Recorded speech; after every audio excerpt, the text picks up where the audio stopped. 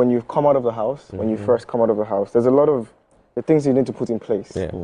And if you do it right, it allows the rest of your career, so to say, to flourish. But if you come out and you squander it, everything just... So now, there's this pressure, not pressure, but it's like there's this thing where you have to do your best with what they've given you. And so that's what's causing the stress. Okay. But aside from the stress, it's also been beautiful because I get to talk to the people that made me who I am. The faithfuls, the people that kind of put me through that journey. And I'm eternally grateful for that. So that's the sweet side. Fantastic. So would you do it again if you had the chance to, go back in time and make that same decision? Yeah, I would. Okay. I would. So if you would do it again, would you change anything? Yes. I would change my approach to certain situations. So let's say you learned from your mistakes. Oh, definitely. Okay. People that are not desperate, but they want to win. Yeah. Oh yeah, that's another thing. It's a competition. It's a competition. Yeah. So now you're in that house, and there are people out there that have a goal, and you're an obstacle in their way. That's the trick, though. There's a lot of there's a whole psychological aspect to this. And the guy next to me might have a body odor that I can't stand. I get you. And then this other one is picking his nose or picking her nose. That is what causes the fights in that house. And it's the smallest things. So that's why it's another thing. You see them shouting. It could be the thing as all of us want to eat rice, and one person wants to eat spaghetti, but we only have enough ingredients for one of those meals. Yeah. And then now it's a decision of, and that's why, like you said, it's a social experiment. Yes. And that's what makes it entertaining. True. Because the chaos, all that, it's a very interesting, I wish I could watch from outside. Oh my God. So that's Dr. Faith's second interview, yes, at TVC. So this interview was live, not a recorded and posted. This one was live stream, where they talk about a whole lot of things, and you could hear from everything he said. The fight, how the fight can happen with very, very small provocation, and everything is going to happen. He gave an example with the issue of the rice. I want to eat rice, we want to eat rice, this set want to eat spaghetti, boom, it's going to result to fight, and before you know, everything will get out of hand. But one thing he said from everything is, he has learnt his lessons. And he won't mind going back to the show again. Yes. Going back to the show, I pray Biggie considers an All-Star. Yeah, Biggie, please try to consider and give us one All-Star again. Because the last time Ebuka said All-Star is done and done for life. They are not going to be doing Big Brother All-Star again. That is just going to be fresh season, which I understand because it will give every year, every set of people that will come out every year. Yes, the year they did All-Star, Ilebaye, thank God Ilebaye came out. She went in the house, did 3 weeks, but came out and won. But that year there were no new celebrities. So Ebuka said it will be hard for them to do All-Stars. Okay, let's keep no All-Star. But he said if he go, he would have learned his lesson. I think if he meet people like Sultana, he's going to know how to handle them. If he meets people like Emisi, he will know how to handle them. If he meets food issues, because that was one of the things that caused like 70% of issues in that house. Food. And anywhere you keep human being, food is always something. If food no day, they say an hungry man is an angry man. So, but I think in that aspect of food he's talking about, that's where he has most of the clash with Emisi. Yeah, it was always when he was head of house, they had that, even when he was not head of house, when he washed his pot, he wanted to cook with his pot, then Emisi came and took his pot away. That was one of the things. And for the fact that they have been there for long and everything don't choke, you get the point where you go reach, but he go just do you, Kai, I don't tire, make her just blow up. So it's understandable. So we saw that fight, even Emisi, he removed the pot from Emisi's hand, Emisi just looked at, this one will pass my own way. That was one of the biggest highlights of the show when he dragged that pot from Emisi's hand and Emisi knew that, yeah, Kai, this one, no be waiting at the expect, now he give me. And it continued to when he was head of house, the relationship with people, there are times you want to rest, but the next housemate wants to sing, and you don't have a room of your own. So maybe if you are the head of house, you want to rest, you go to the head of house lounge, you relax yourself. But if you are not the head of house and somebody wants to sing and you want to rest, you will not rest.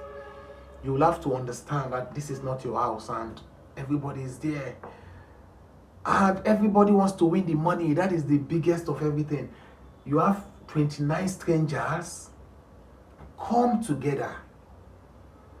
They didn't come together to just come and stay and just, okay, Moko just stay, they watch what's in the happen. They come together for one person to come and win the money. That means the 28 other people apart from yourself are competition to you. And if there's anything they are going to do to make sure you don't win that money, my brother, my sister, they will do it against you. To deter you, to stop you from winning what you want to win. So that's why you see so many attitudes, you see so many collaborations, so many, how do we call it, association, grouping, and so many things. Alignments to see how you win. Yes, you want to win, you want to get the next person down. Because if you don't get the next person down, there's no way you can win it. So you have to see the more they go home, the more you win. That's why provocation is always there. Golden is always there. And they talk about sex and oh sweet, I want to do this. He said he was able to control himself. Everybody saw it. For the 10 weeks he was in that house, there was nothing like, oh, which I must give to him. He tried his best to control. Say no. Anything that is going to happen, I will not let it. And for 10 weeks, he was able to control himself. And they say, give us gist about others. Others plenty. There are so many we did not see, which we cannot see, because more than 74 cameras, and we are seeing only one at a time. So for the fact that we are seeing one at a time, there are so many things we can't see. You, as the housemaid, there are so many you can see. What you want to see, you will see. You understand? So as it's happening, you are seeing many things we are not seeing inside here, and so many of those things. But we saw Isabella.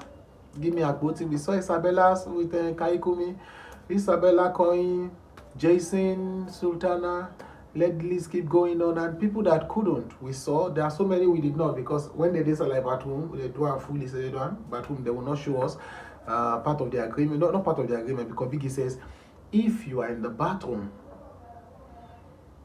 doing anything that is not supposed to be done inside that place, Biggie has the right to show it. It's one of the rules Biggie gave. If you are there doing something that's supposed to be done, he has the right to show it. But they never did show it, so there wasn't an issue. But so many things happened that we did not see.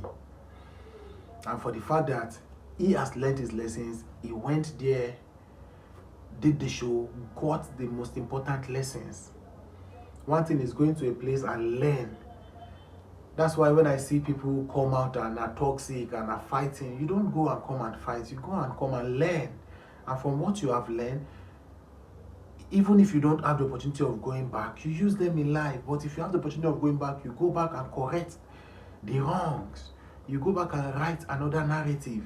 You go back and show people that yes, the first time was not a fluke. That's why I'm here to show you that the first time was not a fluke. And if the first time was a fluke, you showed that, okay, you thought the first time was a fluke, but it wasn't a fluke. I am here to write things over again. So it was a very, very lengthy discussion between all of them. They spoke at length, yes, and it was a very interactive discussion, which I enjoyed from the beginning to the end. I enjoy everything they talked about, but so many things that caught my attention is about the faithfuls who supported them, and now he's out to see what he can do for the faithfuls, which I love. And I said, nice one to you, Mr. Faith. Apart from the faithfuls, we have he has learned his lessons. He knows, okay, there are better ways I would have handled. Sometimes I would have just go away. That is a bigger one. Sometimes I would just let it go and go away. Like the Sultana incident, there was no need for that anymore. The Missy incident, it would have been well handled. The kerosene incident, you would have calmed down. But some of these things were some of the things that helped you. Yes, because you stood for yourself. Okay, even if you are a man, you are a woman, you are anything, let us fight for ourselves, which you did. and you saw the results. The people loved you for what you did and everything. So kudos to you, my brother.